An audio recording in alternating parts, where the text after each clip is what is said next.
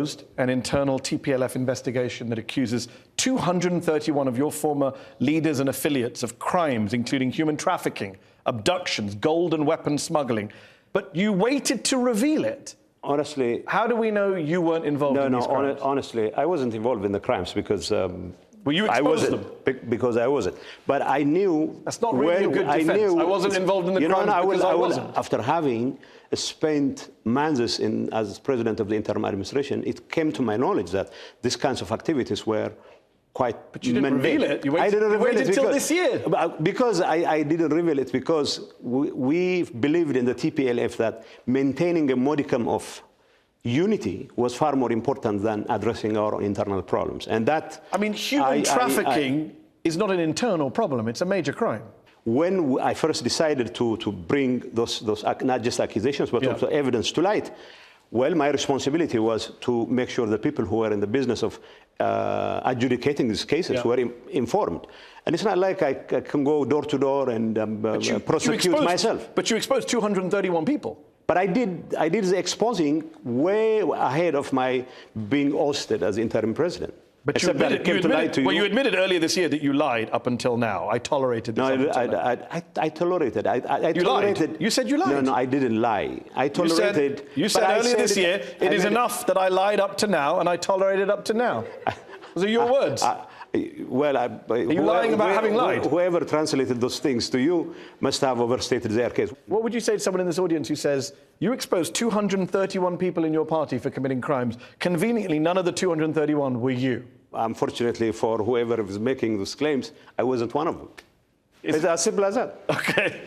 The Pretoria Agreement, the peace deal that you negotiated, signed in 2022, that pledged justice for millions of people who suffered during the war in Tigray. It's been 3 years, and none of the key promises have been fulfilled. None of the major players have been held accountable for war crimes. In fact, many of them are still in positions of power. Last month, you met with Amhara official Demeke Zudu, who Human Rights Watch has said continued the ethnic cleansing in Western Tigray even after the ceasefire, including, quote, arbitrary detention, torture, forced deportations. How can Tigrayans possibly believe that you are working in their best interest when you're meeting one of the men who is responsible for them having lost their land? Is that unheard of elsewhere?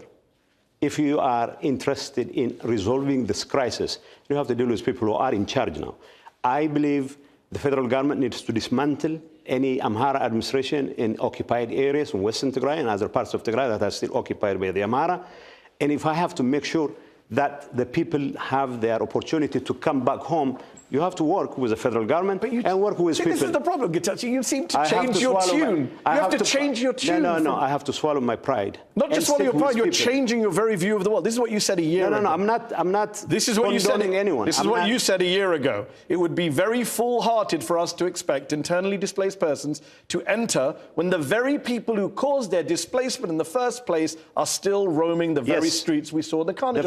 You're sitting down with those people. This is one of the arguments we have with the federal government when I was head of the interim administration is for that Amhara administration to be dismantled and for security to be taken care of by the federal government along with traditional militia and police institutions that had been there before the war. And I haven't changed my position. Okay. Demeke Zudu should not be in the business of administering that area, but if I have to create the ground for the return of IDPs with the federal government and have to continue to work with people like him. Many Tigrayans, you know this, see you as a traitor. Thousands of people in Tigray went to the battlefield and they died. They were killed in war based on your call to arms. You urged young Tigrayans to, quote, rise and deploy to battle in tens of thousands. What do you say to the people of Tigray today who were victims of the war and who now think you betrayed them by joining the architect of their suffering, Abiy Ahmed? There are two things here. That Tigrayans had to come out en masse to defend themselves was the right thing to do. That I had to call on them to rise up to defend themselves was the right thing to do. But that as member of the leadership, we have failed them miserably. That I will carry to my grave is I am part of the blame. And the reason why I am trying to do what I am doing right now is to make sure that not only I atone for the kinds of mistakes we have done, but also I have to do everything in my power to make sure that that sort of miscalculation will never happen again. And the thousands of youngsters who paid their lives, that could have been avoided if we were insightful enough as the leaders. Okay. Doesn't happen again. All right, let's go to our panel of experts here. I'm joined by Sedale Lema, editor of the Addis Standard newspaper. Were you surprised, Sedale, to see Getachew join Abiy Ahmed's administration? What does that mean for the victims of the war? He says he feels like he's atoning for things. I think it's one of the greatest tragedies, Getachew. This is not just a moral collapse. This risks erasing morality altogether. You agree that a genocide took place. And it's not just a figment of imagination. You mentioned about, I would call it pragmatism or working from within to solve this problem. And I think your supporters also say the same thing. What have you done so far? Have the people of Tigray been compensated, redress, justice? Have the federal government tried to incorporate, after you even came to it, incorporate Tigray into the federation? The answer is no. Okay. Is there any justice to the victims? The answer is no. Bisrat Lamesa is an independent researcher, runs the think tank Nexus Forum for Research and Dialogue. Do you agree with Sedale's point that he may have joined the government, he may be trying to do good, but where are the results? What did you make when you heard the big news that he had come and joined Abiy Ahmed? I don't agree with Sedale, unfortunately. Well, one thing, it hasn't been designated as a genocide. This is a very sensitive concept that we shouldn't casually throw around. But when it comes to Getachew, I believe this is a very pragmatic move that has positive dividends at multiple levels. This is not a simple alliance between two individuals. People are rejecting TPLF's 50-year autocratic monopoly over the people's political, civil, and economic lives. They want a new political dispensation which is democratic, inclusive, open, and diverse. And I believe such a move is an ideal opportunity to create an alternative space that will enable Tigray to renew itself from within. So Bisrat makes the case for why you should be in there. Deal with Sedale's point that what have you actually achieved being in government? What justice have you got? I'll have to first respond to what Sedale. I mean, you know, I'm not here to pontificate about moral. I'm one of those leaders who should be blamed for anything and everything that has gone wrong. But I also know that I'm one of the leaders who realized that going ahead with the kind of destructive approach we've been following is not going to be in the best interest of the people of Tigray. What have you achieved by making this big step? Oh, you mean since joining? I had long since joined Abiy Ahmed. I was the interim president appointed by Abiy Ahmed.